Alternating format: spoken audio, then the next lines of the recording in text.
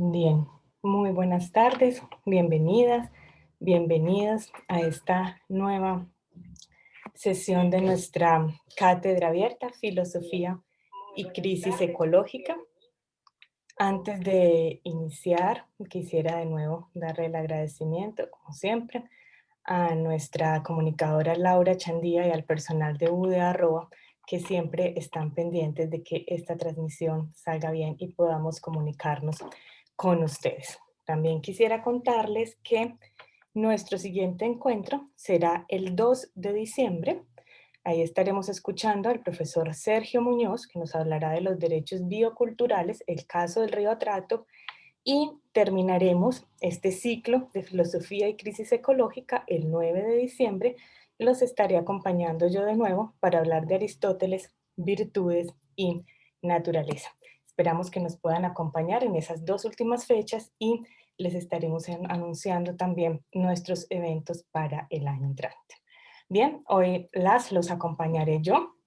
Vamos a hablar de Hume y el cambio climático. En realidad, Hume es, digamos, una excusa para una duda que les quiero transmitir y alguna propuesta de reflexión que les quiero transmitir hoy sobre los problemas que se nos avecinan. No sé si conocen a Hume, si no lo conocen, se los presento. Es este amable señor, filósofo escocés, uno de los filósofos más importantes, pero en la filosofía moral es realmente una de las grandes figuras. Hume, dentro de su variada obra, nosotros nos vamos a concentrar en algunas precisiones que, si bien también tienen el Tratado de la Naturaleza, lo que vamos a ver hoy lo dice en la investigación sobre los principios de la moral. Entonces, ¿qué nos cuenta Hume en los principios, en el tratado sobre los principios, en la investigación sobre los principios de la moral? Nos dice que la justicia es una virtud, nos dice que es una virtud artificial, la diferencia entre virtudes naturales, virtudes artificiales, la justicia es una virtud artificial, no vamos a profundizar en eso, y para él la justicia se refiere, es una virtud que se refiere a la protección de los bienes, sobre todo de la propiedad privada. Lo que nos dice es además que la justicia resulta útil a la sociedad y que la utilidad pública es el único origen de esta, que las reflexiones sobre las consecuencias beneficiosas de esa virtud constituyen su único fundamento, su único mérito. Entonces, Hume nos propone hacer un ejercicio mental. Y para ese ejercicio mental nos propone dos extremos de dos formas distintas. El primero de los extremos que nos propone es, supongamos que la naturaleza humana hubiera concedido a la raza una abundancia tan plena, de todas las conveniencias externas que, sin ninguna incertidumbre, cuidado o trabajo de nuestra parte, todo individuo se encontrara completamente provisto de todas las cosas que sus apetitos más voraces pudieran querer o su imaginación más exuberante desear o anhelar. ¿Qué quiere decir esto? Que lo primero que Hume nos está diciendo es imaginémonos un mundo de recursos ilimitados, donde ni siquiera tuviéramos que trabajar para conseguirlo, donde todo se nos diera sin ningún esfuerzo. Y por el otro lado, entonces, supongamos que una sociedad cae en una carencia tal de todas las cosas necesarias para la vida cotidiana que la frugalidad y la laboriosidad más grandes no pueden evitar ni que perezcan la mayor parte de sus habitantes, ni la extremada miseria del conjunto. Por el otro lado, nos dice Hume, imaginémonos una sociedad sin recursos, donde incluso trabajando no podamos conseguir los recursos. Tenemos entonces esos dos extremos de la visión humeana. Las otras dos los otros dos extremos que nos propone es, supongamos igualmente que aunque las necesidades de la raza humana continúen siendo las mismas que en el presente, sin embargo, la mente de los hombres se desarrolla de tal modo y se encuentra tan repleta de amistad y de generosidad que todo hombre experimenta la mayor ternura hacia todos los demás y no se preocupa más por su propio interés que por el de sus congéneres. Supongamos que fuéramos hombres, fuéramos seres humanos de repletos de amistad, de generosidad, que los demás nos importaran tanto como nosotros mismos. Por el otro lado, supongamos que un hombre virtuoso tuviera la mala suerte de caer en una sociedad de criminales, lejos de la protección de las leyes y del gobierno. En esta triste situación, ¿qué conducta debería adoptar?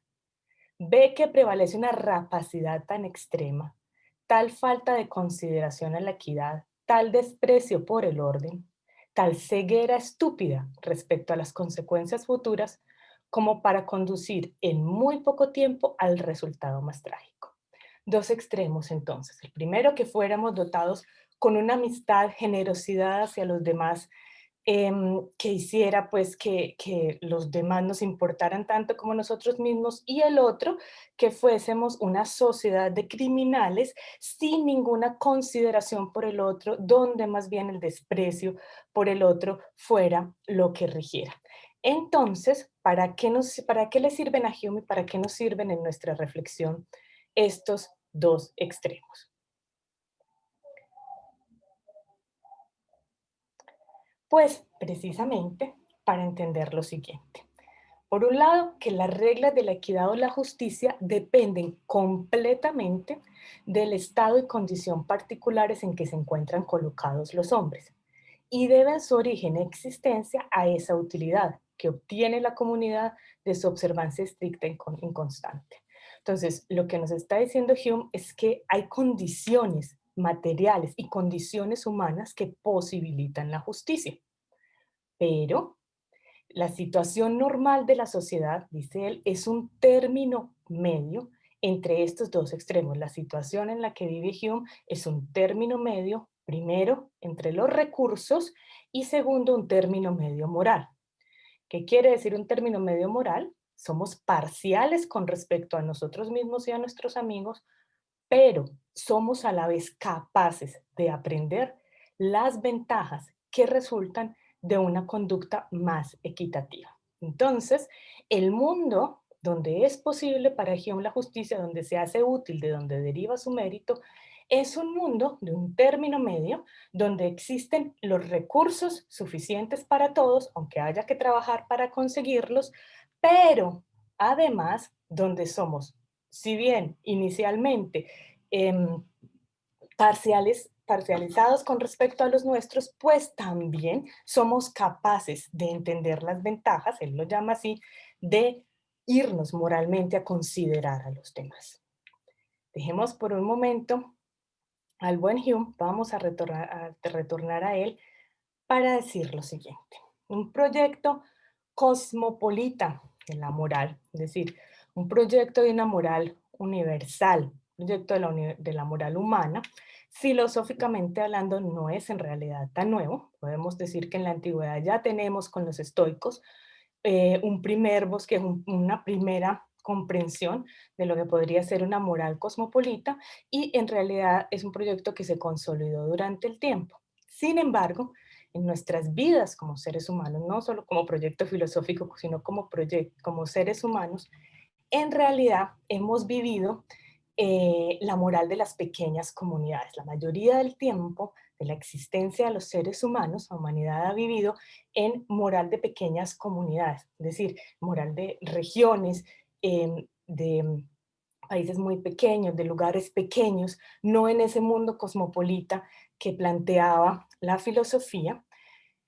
Entre otras cosas, entonces, esa moral de las pequeñas comunidades era una moral que regía sobre acciones de corto o mediano alcance y que tenía una exigencia que, aunque la exigencia de la moral siempre ha parecido ser mucha para los seres humanos, pues era una exigencia comprensible que se hacía frente a la solución o al trabajo sobre conflictos y problemas cercanos. Si bien sí hubo, en realidad, encuentros, digamos, bastante exitosos o bastante fructíferos entre distintas comunidades y entre distintas culturas, donde se aprendió mucho, donde hubo un intercambio justo y leal, no hay duda, pues en realidad podemos decir que la mayoría de los encuentros interculturales que ha vivido la humanidad han estado más bien comandados por los colonialismos, los expansionismos y los imperialismos, más que por un encuentro intercultural donde el concepto de humanidad y moral hayan sido los rectores. En el siglo XX llegamos a una primera intento de consolidar no solo en la filosofía, sino especialmente en las sociedades, en los organismos internacionales, en las constituciones de los distintos países, una moral humana, digamos así, lo que podemos entender como una moral que realmente tenga conceptos que sean válidos para todos los seres humanos. No es que la Declaración de los Derechos Humanos del 48 sea la primera declaración de derechos, hay antes muchas, pero podemos decir, por ejemplo, que si nos vamos a mirar la Bill of Rights de los Estados Unidos, la Carta de los Derechos, o si nos vamos a mirar la Declaración de la Revolución Francesa, pues sí, todas ellas consignan derechos como otras tantas, pero también conviven alegremente con fenómenos como la esclavitud, por ejemplo. La Bill of Rights no las intenta y no intenta siquiera eliminar la esclavitud.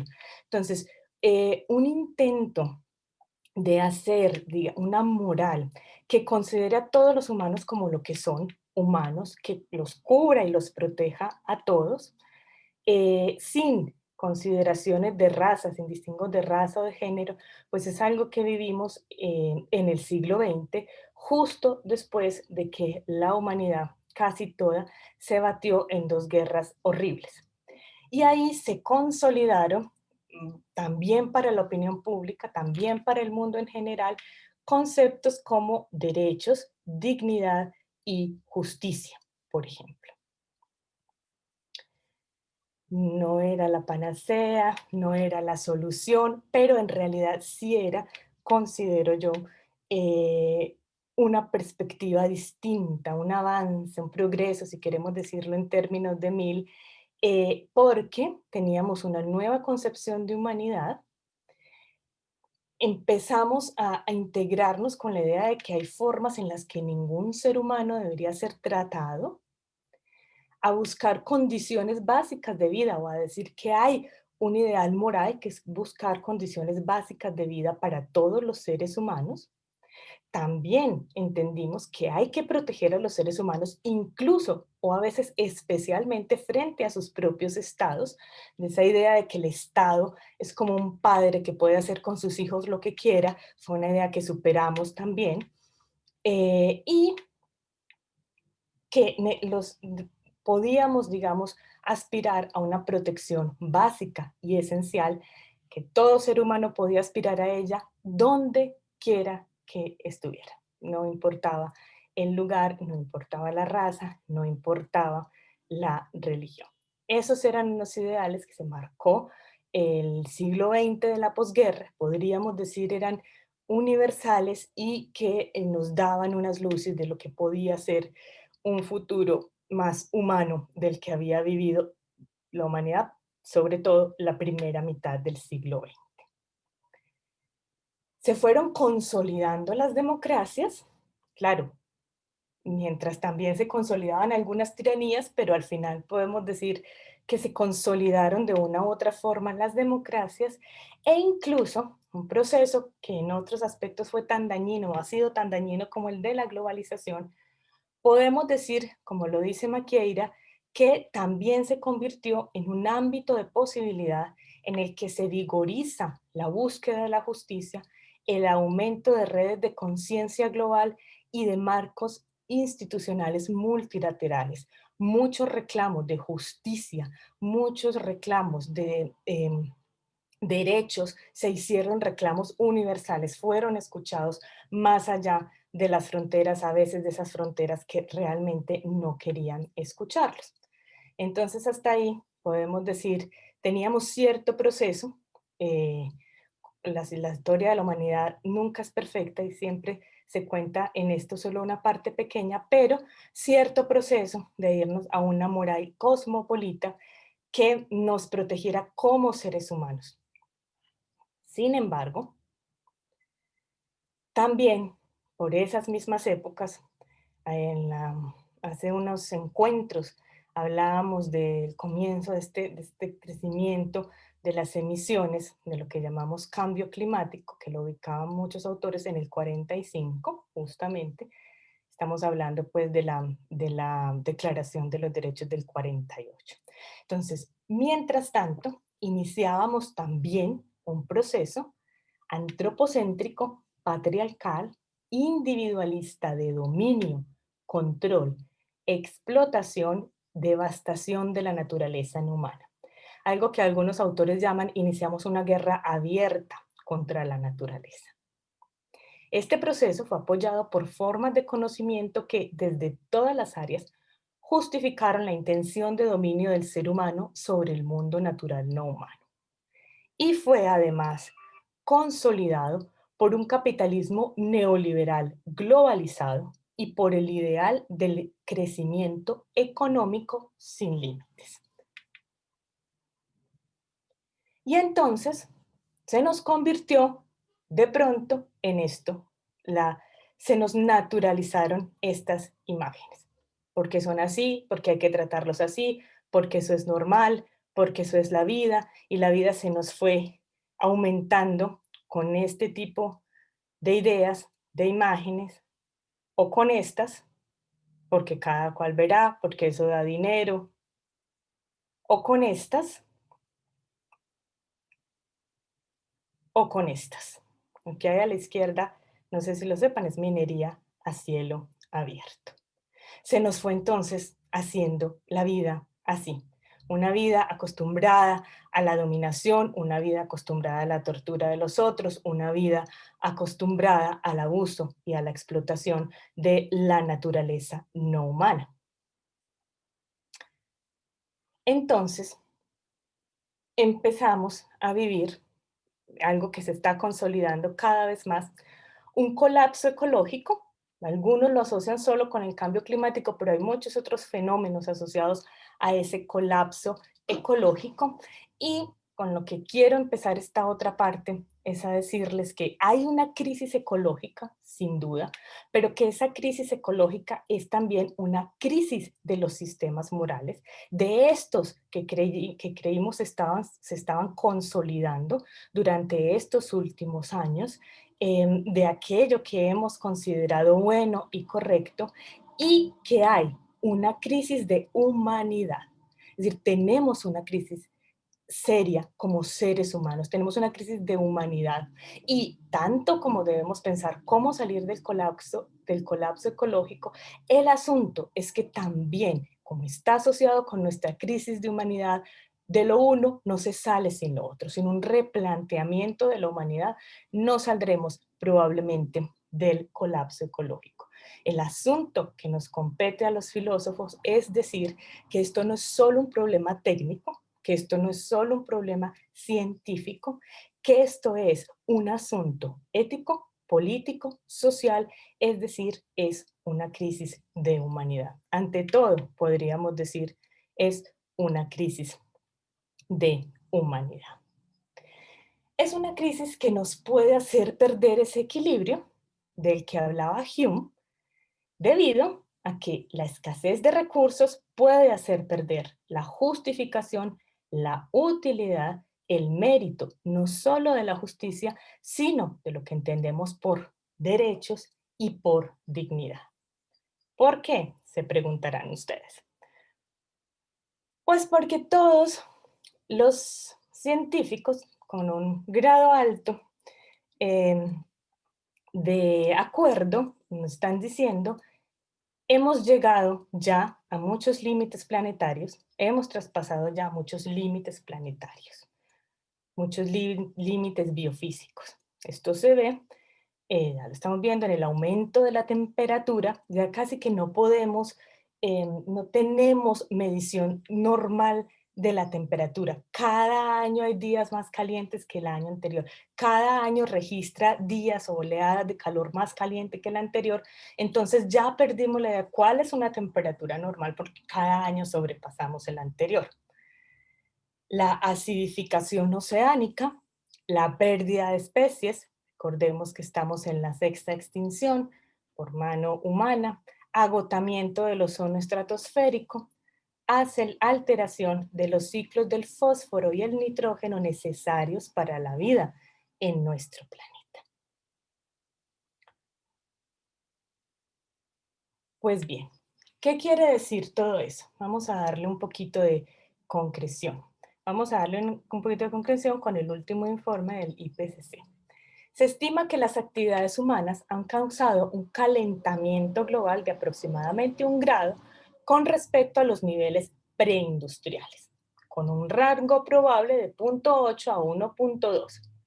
Es probable que el calentamiento global llegue a 1,5 entre 2030 y 2052, si continúa aumentando al ritmo actual.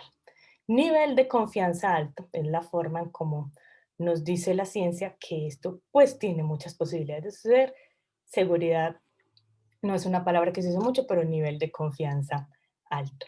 ¿Qué quiere decir eso entonces? Que nosotros ya hemos generado un aumento en la temperatura del planeta.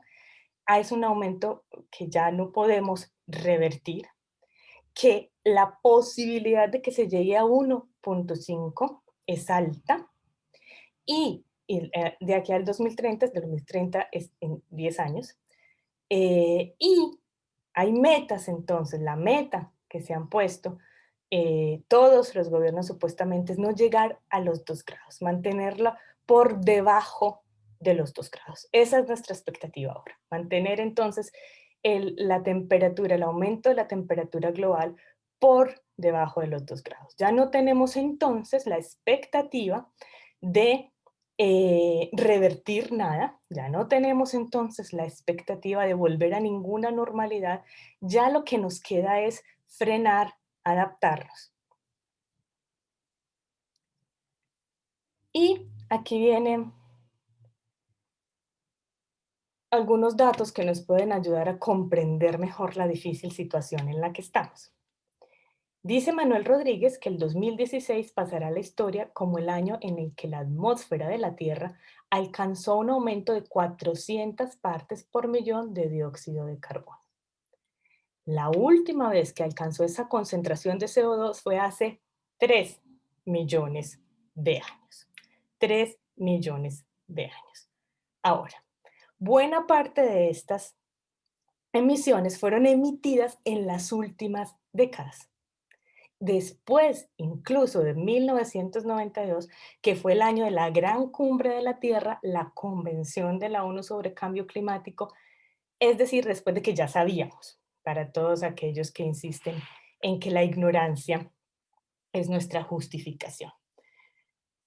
David Wallace Wells, nos lo dice así para entender un poco. La mayor parte de quema se ha producido a partir del estreno de Seinfeld. Para algunos quiere decir mucho eso, para muchos que me están escuchando puede querer decir mucho eso, pero si no, aquí viene otro dato, una de esas imágenes que Wallace Wells nos pone que realmente nos ayuda a comprender más el asunto. La historia de la misión suicida del mundo industrializado es una que dura lo que una sola vida humana. El planeta pasó de una aparente estabilidad a estar al filo de la catástrofe en los años que separan un bautizo o un bar mitzvah de un funeral.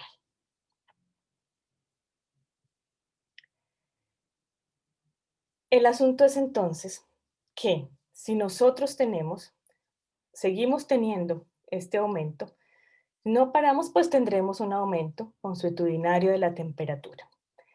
¿Qué podemos hacer? ¿Qué podemos pensar? Vamos a pensar un poco como qué significa para nosotros como seres humanos y para nuestros sistemas morales esto. Todos los sistemas, las, lo que los científicos nos muestran va hasta el 2100, todos los modelos van hasta el 2100, más allá no va, más allá no hay modelos. Eh, y hay modelos con distintos aumentos de la temperatura. No vamos a hablar entonces de el ser humano que va a vivir con 5, 6, 7 grados más, como dicen algunos, que va a vivir después del 2100. No sabemos quién es ese ser humano, no sabemos qué planeta tendrá, no conocemos el planeta que él va a habitar. No sabemos que es un planeta con 6, 7 grados más. La humanidad nunca ha vivido en un planeta así. Entonces ese ser humano, ¿con qué vivirá? ¿Cómo vivirá? Se nos escapa.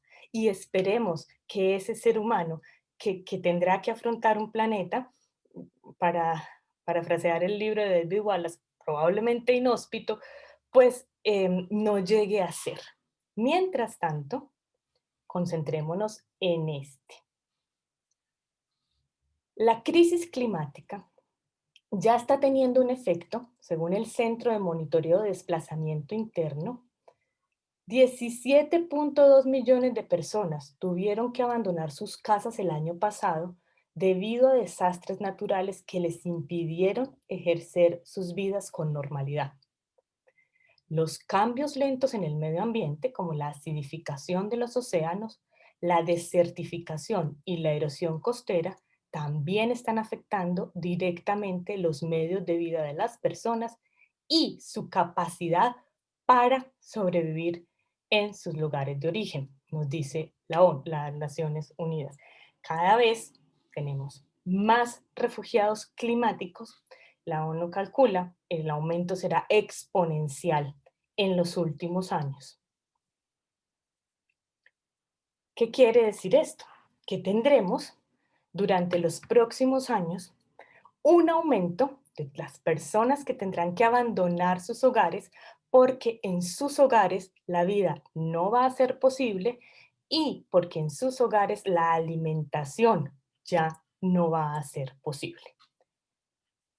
Lo hemos vivido en Colombia, lo vivimos toda esta semana, la cantidad de desastres que han hecho que los hogares de las personas se pierdan.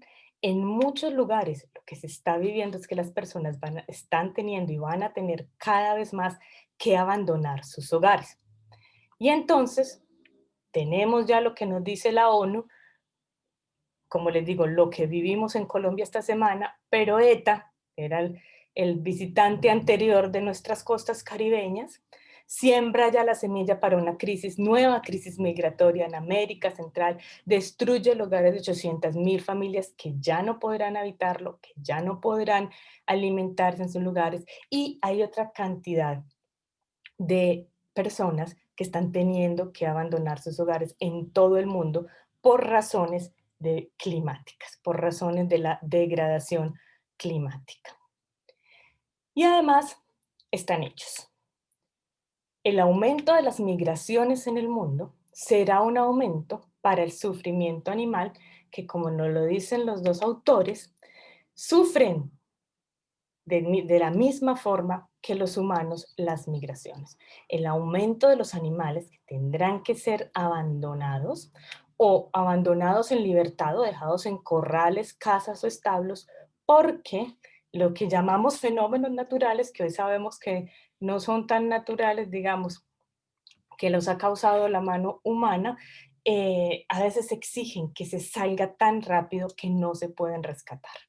Esto también lo hemos vivido en Colombia en los últimos días. Y porque el cambio climático está empujando a los animales en el mundo a, como dice el artículo, adaptarse, marcharse o morir. Muchos, nos dicen los últimos estudios, no se podrán adaptar, dependen de una temperatura que ya estamos perdiendo, necesitan el frío en el que viven. Otros no se podrán marchar porque no son animales que tengan movilidad. Otros se marcharán en migraciones cada vez más complejas porque están cada vez más fuera de su tiempo natural y cada vez más sufridas. Porque las migraciones de los animales son cada vez más amenazadas por los seres humanos que las interrumpen y en muchos casos no las hacen posibles. Lo que nos dice la FAO es que lo que se nos espera es un cambio en los ecosistemas, un problema de interacción entre especies. Los impactos en las especies silvestres incluyen cambios en la distribución, abundancia de interacciones entre especies, por ejemplo, variación fenológica y desajustes en el calendario de la especie. conflictos entre la fauna y los seres humanos, que seguramente van a incrementar. Y ojo, que estos conflictos entre la fauna y los seres humanos, así como conflictos entre lo que algunos llaman o muchos llaman especies invasoras y especies nativas, los solucionamos en este momento a bala. Esa es la solución. Para algunos, la gran solución, a la que se le hace tanta propaganda, es la solución de contratar empresas en países como Australia, por ejemplo, para matar a bala los animales que están invadiendo, por cierto, los que ellos mismos llevaron.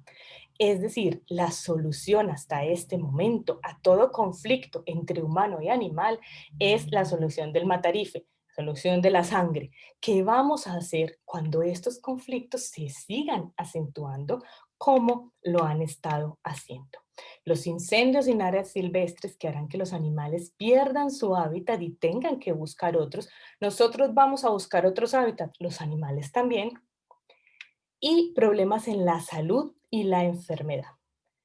Tanto la fauna silvestre como los humanos y el ganado se verán afectados por el surgimiento y dispersión de patógenos geográficamente y a través de los límites de las especies debido a los cambios en el clima, el paisaje y los ecosistemas. Más pandemias, cuando, ya estamos respondiendo relativamente mal a esta, pero cuando esos conflictos entre humanos y animales se hagan todavía peores, pues ya vemos un poco lo que está pasando, insisto, con la matanza masiva de animales.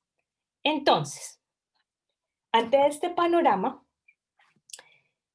el aumento de los refugiados climáticos, el aumento en el nivel de los océanos y la acidificación, los océanos además sufren una sobrepesca que ya ha diezmado su población marina, la población marina casi irreversiblemente ante la desertificación y la erosión, la pérdida de tierras fértiles, el aumento en la escasez de alimentos. Nosotros, los citadinos, creemos que estamos muy protegidos por nuestra cultura del alimento ultraprocesado, pero precisamente hace algunas semanas vimos con la profesora Lía Alvear, y si no han visto la charla de Cuando las cosas hablan, los invito a verlos en nuestro canal de Facebook. La profesora Lía nos explicó cómo esa cultura del alimento ultraprocesado está siendo partícipe de esta degradación medioambiental.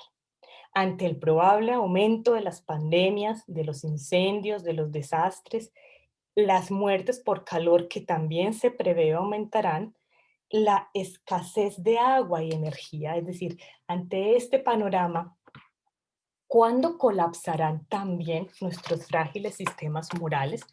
Frágiles, para decirlo con Hume, porque ni somos seres con esa amistad natural hacia los demás, esa preocupación por los otros como para con nosotros mismos, ni somos seres que no somos capaces de preocuparnos con los demás, por los demás. Somos seres de equilibrio, pero ese equilibrio puede ser tan frágil como el equilibrio planetario, quizás incluso más.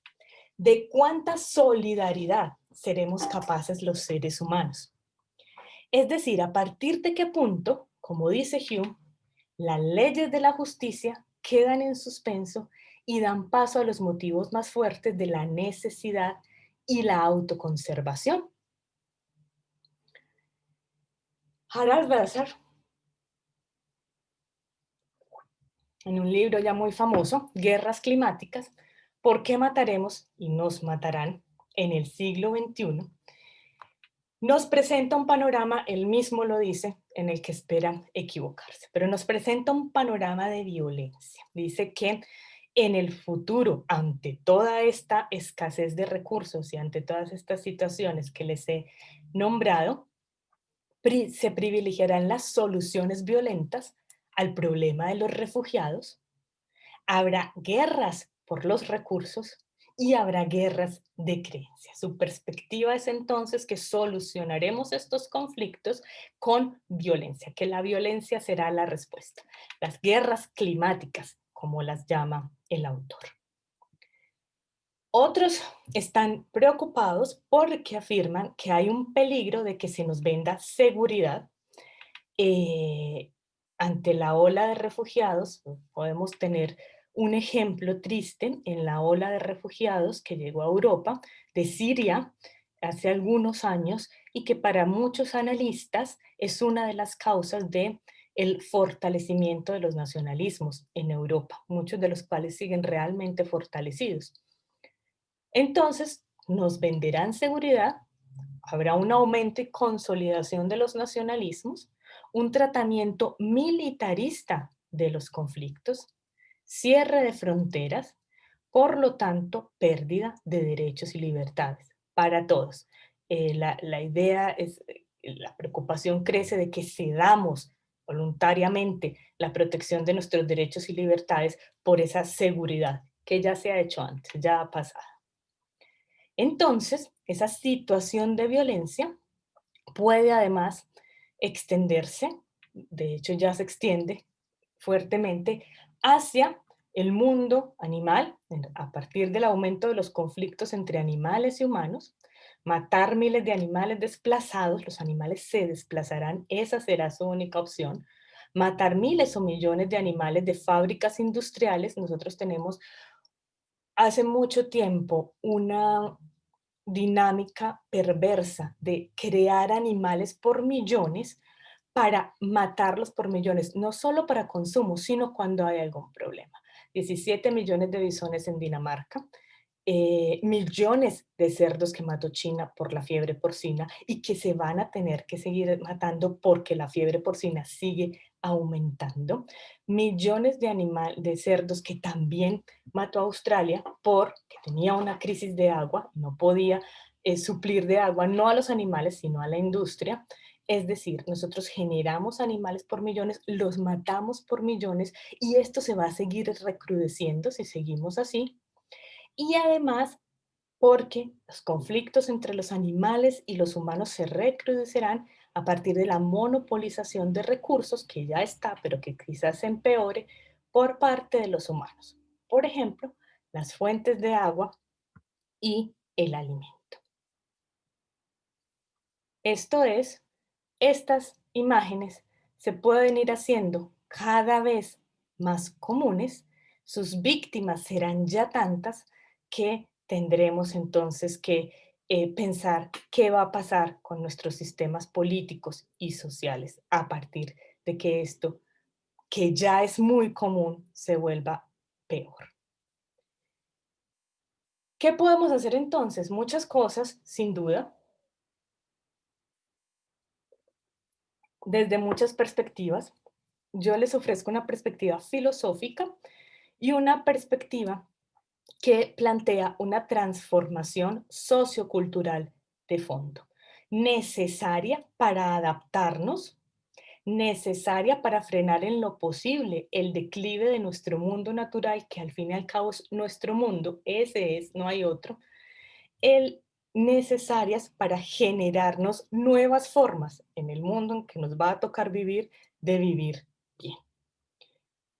Esa transformación yo la planteo como una modernidad revisada. Una modernidad o una ilustración también podríamos decirlo. ¿Por qué? Porque enfrentamos problemas que diezmarán nuestras concepciones de país, territorio, origen, nacionalidad, porque el colapso ecológico es global y afectará paulatinamente a todos los seres humanos de este planeta. Los más vulnerables primero, los más vulnerables estarán más afectados, pero en realidad afectará a todos los seres humanos de este planeta. Ya lo está haciendo, porque nuestros sistemas políticos han de estar todos los del mundo, han de estar preparados para afrontar un futuro de crisis humanitarias cada vez más constantes y la moral debe movernos a exigir esta preparación. Hay que exigirle a los sistemas políticos, hay que exigirle a los gobiernos gestión del riesgo, prevención, justicia social. Hay que exigirle que esté preparado y que esté bien preparado, porque la ingenuidad de es que no hay nada que hacer contra los fenómenos naturales ya no puede seguir siendo nuestra única exigencia, y porque pues esto de andar siempre simplemente diciendo lo que después pudo ser, esto ya no es una opción. porque nos escondemos cada vez más en morales tribales. Los nacionalismos siguen su avance y estos nacionalismos necesitan ser confrontados con una idea de humanidad, con una idea pues de modernidad distinta. Y también por ellos, por todos los animales, porque la existencia, el buen vivir de millones de animales dependen de cambios humanos globales. Las, todas las estrategias regionales y locales son importantes o son bienvenidas, pero al fin y al cabo ellos necesitan de movimientos globales también. Entonces, esta modernidad revisada, como yo la planteo, como es una modernidad lejos de lo que conocemos en filosofía como la razón homogeneizante, impositiva, unificadora, que quiere que todos los seres humanos sean iguales, se comporten de la misma forma, crean en lo mismo, no es así. Una modernidad que deje esos afanes de evangelización, digámoslo así, bajo estos conceptos de progreso, desarrollo y que además se guía por el desprecio por las diferencias culturales. Necesitamos una modernidad que deje eso atrás y nos conduzca a una ecosociedad. ¿Qué quiere decir eso? Que necesitamos una revisión profunda de nuestros conceptos morales fundamentales. ¿Por qué? Porque no son justificatorios para la explotación y el dominio. Esto es, mucha gente entiende, y en realidad también algunas corrientes académicas entienden que el hecho de que los seres humanos, por ejemplo, tengamos derechos, nos consideremos seres con dignidad, eh, esto nos protege a nosotros, pero además nos da una carta abierta para el dominio de la naturaleza, nos da una carta abierta para la explotación a los demás. Lo vemos mucho, por ejemplo, en el caso de la alimentación.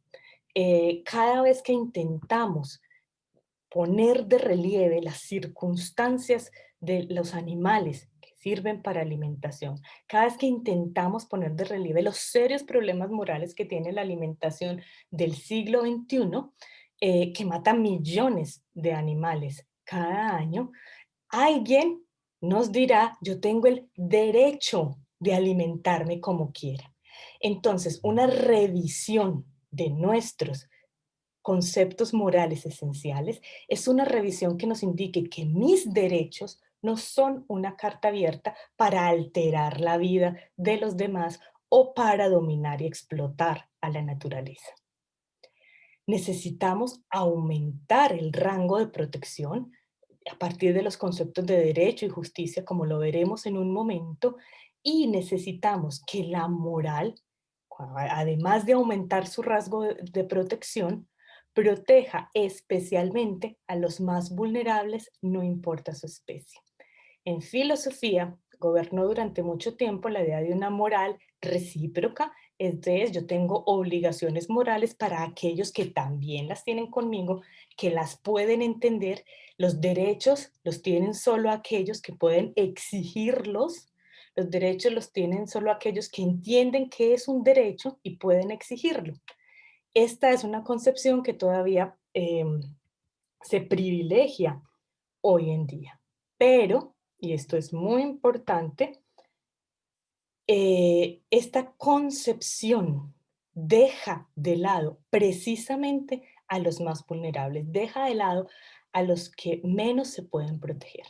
Entonces, una pregunta esencial es, por qué privilegiamos sistemas morales que defienden a los que de todos modos se podrían proteger o defender de muchas otras formas? ¿Cómo podemos mirar esto? Les dejo algunas dudas. Por ejemplo, en nuestro concepto de derechos. Los derechos son una construcción humana. Cuando hablamos de derechos inalienables, no estamos diciendo que nazcamos como los derechos como con un ojo o con un pie. Estamos diciendo que son una construcción humana, que se reconocen los seres humanos entre sí, se lo reconocen y esa es la propuesta a individuos de otras especies en el marco de una moral antropogénica. ¿Qué quiere decir eso? Que la moral la creamos nosotros porque nosotros somos los seres capaces de interactuar con los otros seres de este planeta de forma tal que los podamos beneficiar o dañar conscientemente. Entonces, la moral es un invento nuestro, aunque podamos decir que tiene las raíces en nuestra evolución, eso puede ser, sigue siendo estudiado. Podemos decir que ya los primeros de nuestra especie cuidaban de los demás o eran altruistas, o que los demás animales tienen actitudes altruistas unos para con nosotros, puede ser, pero la moral, por ejemplo, en el concepto, representada en este caso en el concepto de derechos, no es el único, pero nos concentramos en este, pues es una invención humana. Y como invención humana, entonces, vamos a decir que es algo, los derechos nos los reconocemos entre los seres humanos y, porque volvamos a Hume, Hume nos está diciendo somos capaces de entender la utilidad y la necesidad de los sistemas morales, de la justicia, somos capaces de entender por qué hay que también reconocérselos a los individuos de otras especies. Quien posee derechos humanos o no humanos exige, consciente o no, protecciones a su vida y a sus intereses, esenciales para construir una buena vida, y esta es la propuesta en ecodependencia. No que nuestros derechos sean ese elemento que nos privilegie en el mundo, no, que sean ese elemento que nos proteja, pero en la ecodependencia. Y deben ser concretados de acuerdo a las distintas realidades, por ejemplo, la especie, por ejemplo, el país, por ejemplo, hablamos de derechos de las mujeres, de derechos de ciertas comunidades, porque requieren protecciones especiales.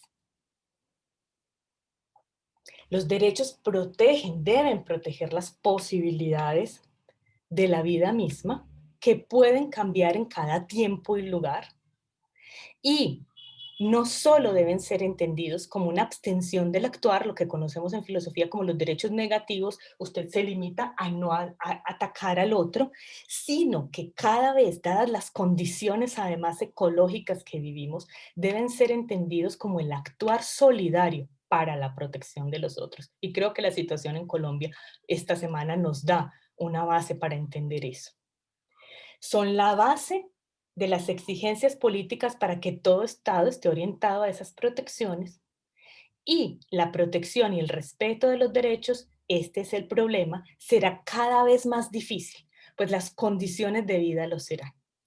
Pero, y aquí voy, o les propongo que vamos en un en una vía contraria a Hume, porque Hume nos estaría diciendo conforme se pierde el equilibrio, por ejemplo, en los recursos y las condiciones de vida, va perdiendo entonces su utilidad, la justicia, su justificación.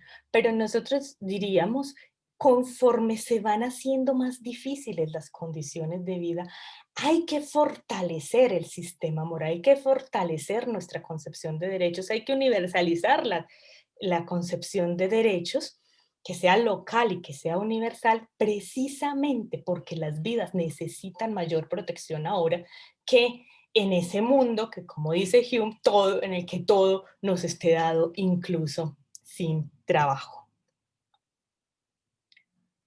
También a partir de una nueva concepción de dignidad. La dignidad es un valor, sobre la dignidad hay mucha discusión, pero me decidiré por mostrárselas en su versión de es un valor.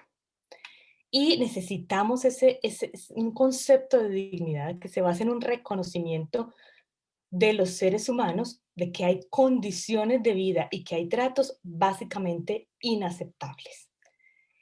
El reconocimiento de que ni los seres humanos ni los demás seres con los que compartimos el planeta son objetos con los que podamos hacer lo que queramos, que no están a nuestro arbitrio.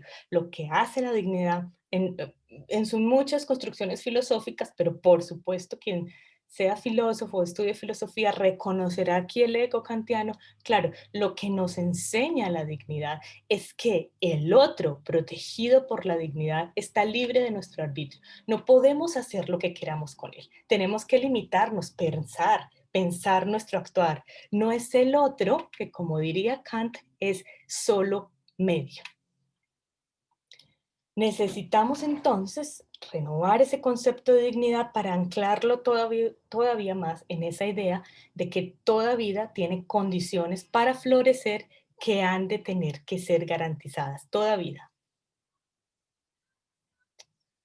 ¿Qué significa esto? Que necesitamos renunciar a la dignidad en ese sentido de primacía y superioridad humana, en el que todavía lo defienden y lo definen mucho, en esa idea de que los humanos somos el centro exclusivo de la moral. La idea de que la dignidad es una justificación para pretender poner la naturaleza no humana a nuestra disposición, es decir, la idea de que como somos seres con dignidad, podemos hacer con los demás lo que prohibimos que se haga con nosotros. Podemos hacer con la naturaleza no humana, dejarla a nuestro arbitrio y tratarla de forma tal como la dignidad se supone que prohíbe tratar a los seres humanos. ¿Qué quiere decir eso? Que necesitamos una nueva concepción de vida humana, sin duda, holística, ecodependiente, que respete los límites ecológicos, que proteja o regenere los procesos de los ecosistemas, las especies, las funciones y los ciclos planetarios.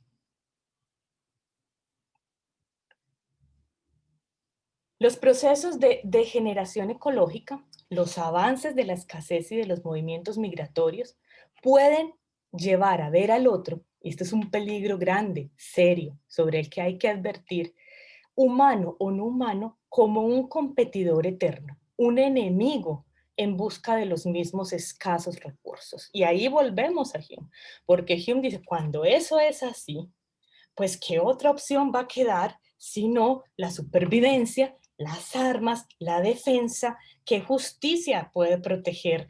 Por ejemplo, para Hume el caso es de la propiedad privada, pero ¿qué justicia puede proteger al otro? La justicia, digamos, la que uno pueda proveerse por sus propias manos será la que impere. Y este peligro es serio, el peligro de que en nuestros problemas ecológicos, en ese colapso ecológico al que parece que estamos caminando, las armas, la violencia y la represión sean la respuesta. Por eso no se trata solo de un problema ecológico, sino del riesgo de un colapso moral y de un colapso social. ¿Qué proponemos entonces? La valoración de la naturaleza humana o no humana por sí misma, dejando de lado los cálculos cortoplacistas de beneficio económico individual. Este puede ser uno de tantos ideales que haga más posible la adaptación y nos proteja precisamente de este colapso. Y por último, la justicia. La justicia, que es, eh, podemos renovarla desde tantas perspectivas. Aquí les presento alguna: justicia ecológica, justicia interespecie, justicia intergeneracional, justicia alimentaria. La justicia se puede entender de muchas formas: equidad en el acceso y el goce de los bienes de la naturaleza necesarios para la supervivencia. Tenemos en este momento una monopolización de los bienes de la naturaleza, una monopolización seria por parte de corporaciones, por ejemplo. La justicia también entendida como la protección especial de los más vulnerables, pero la justicia, esta nueva concepción de justicia debería movilizarnos, motivarnos a una movilización constante contra los proyectos que devastan la naturaleza, motivarnos a una rebeldía contra la cultura de la precarización y el beneficio corporativo, contra la naturalización de animales y humanos como commodities, así se entienden los trabajadores, por ejemplo, de la industria agrícola, y los animales que son usados para el consumo.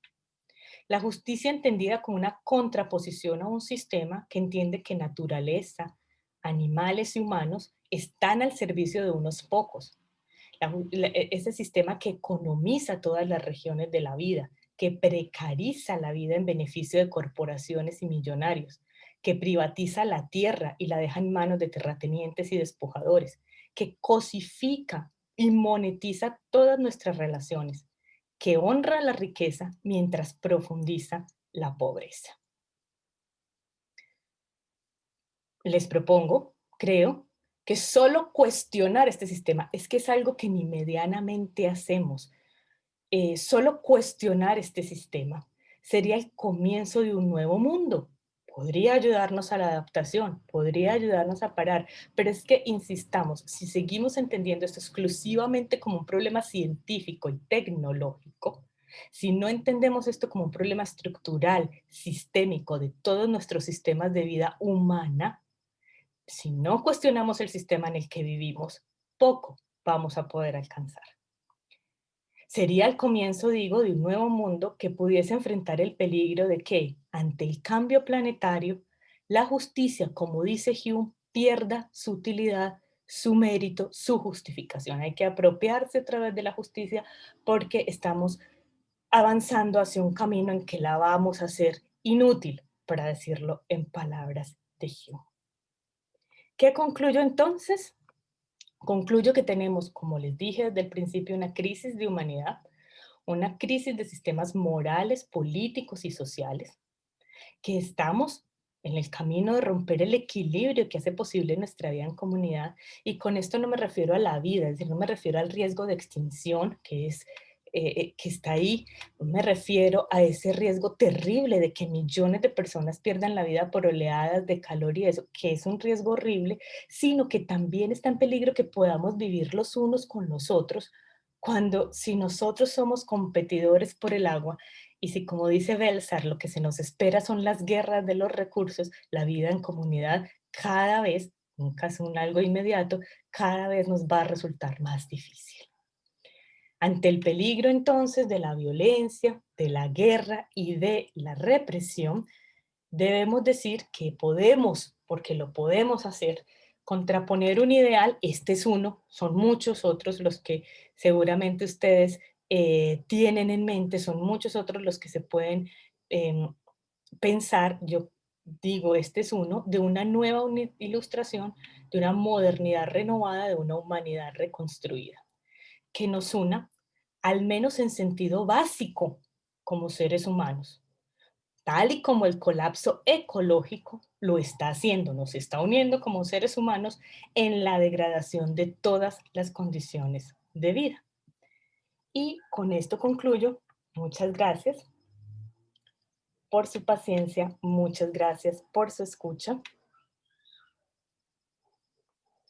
Bueno, yo tengo dos preguntas aquí. Eh, ¿Cuáles podrían ser las vías educativas dentro y fuera de los centros de pensamiento, incluso en términos existenciales, ético-políticos y culturales, para el alcance, acercamiento, práctica cotidiana de ese buen vivir y ecoconciencia que usted menciona? Ujú.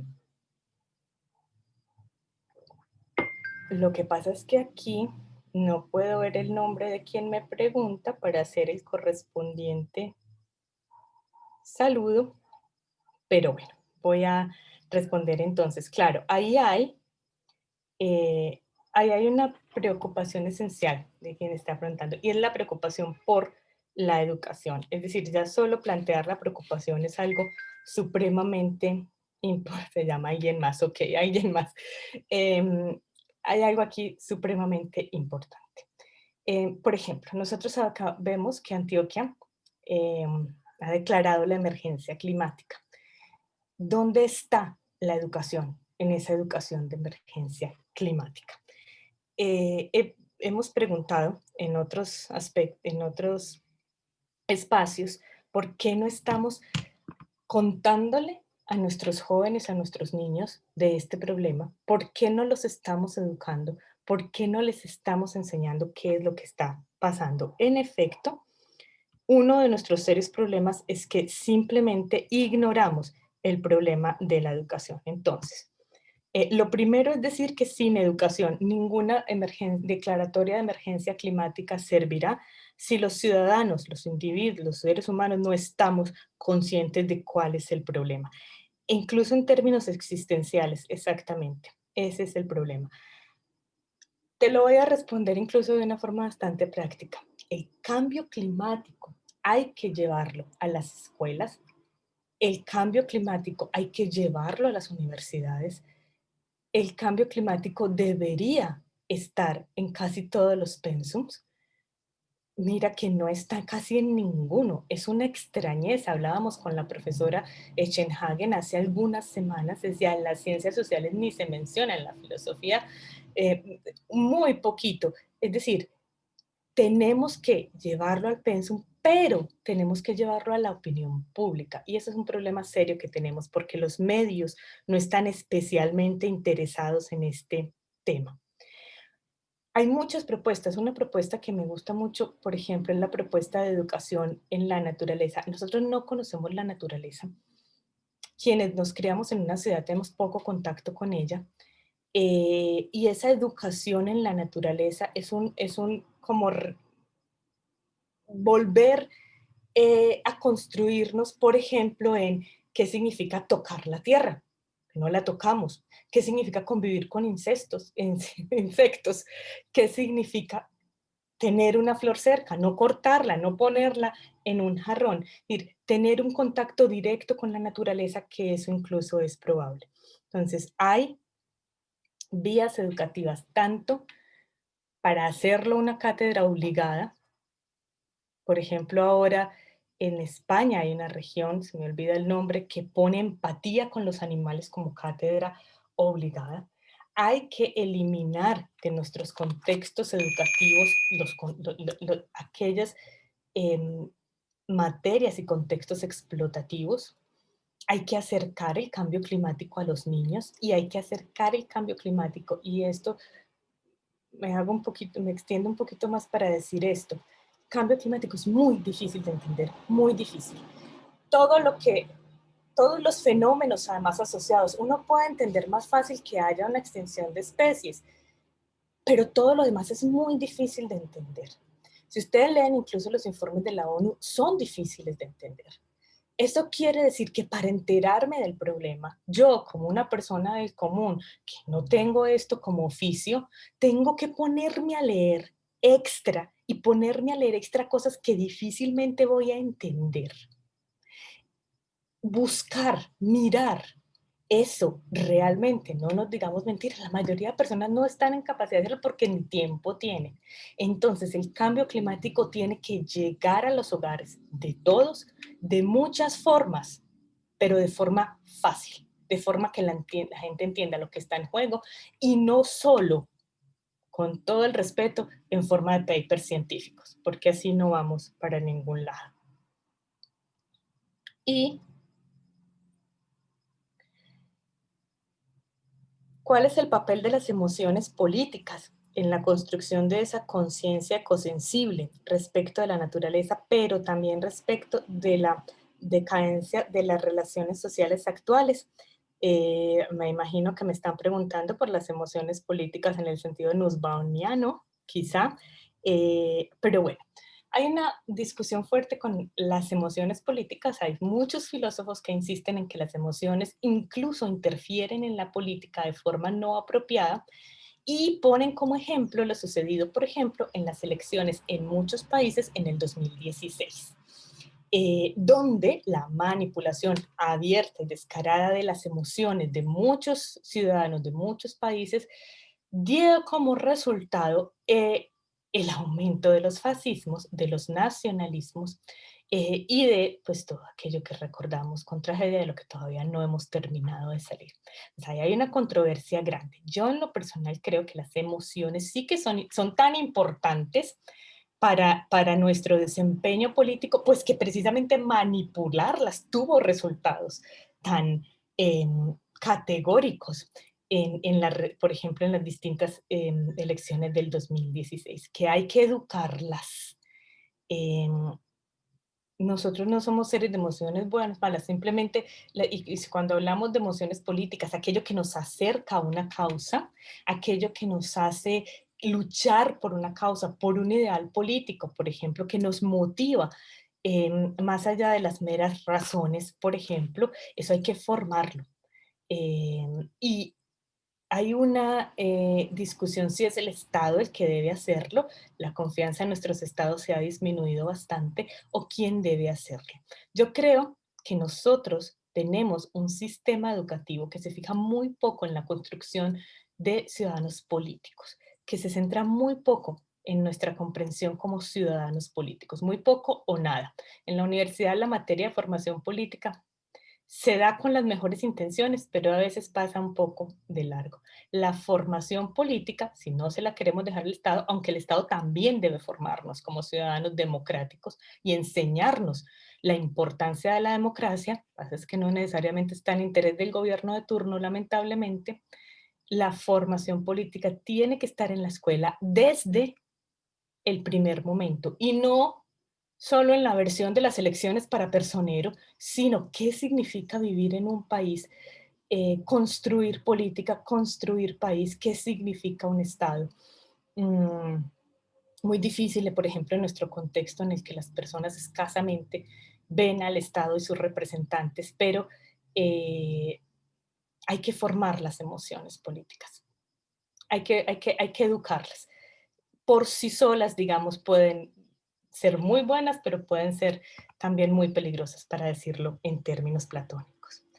Espero haber respondido las preguntas que estaban bien difíciles y bien retadoras. Resalto el papel de la educación en el colegio, en la universidad, en cualquier etapa de la vida. Jamás pensemos que esto lo tiene que saber un adulto, ni que lo tiene que saber una persona de ninguna otra formación. Esto no lo tiene que saber nadie, esto lo tenemos que llevar nosotros, también como académicos y responsables, al mundo en general. Y el hecho de que es políticamente esencial. eh, con el cambio climático hay un problema y es que cuando uno muestra imágenes, por ejemplo, de tortura animal, de abuso, eso mueve las emociones, eso no necesariamente lleva mucho, pero algo mueve las emociones. Es muy difícil mover emociones así con el cambio climático. Y no necesariamente las personas cambian su forma de vida y de ver el mundo por cuestiones emocionales, a veces también es por otras cuestiones. Pero hay que apelar a todo, pero con formación. Digamos, la emocionalidad pura por sí sola tampoco es, digamos, una cualidad moral por sí sola. Bueno, dicho esto, y me parece que no tengo más preguntas en el chat.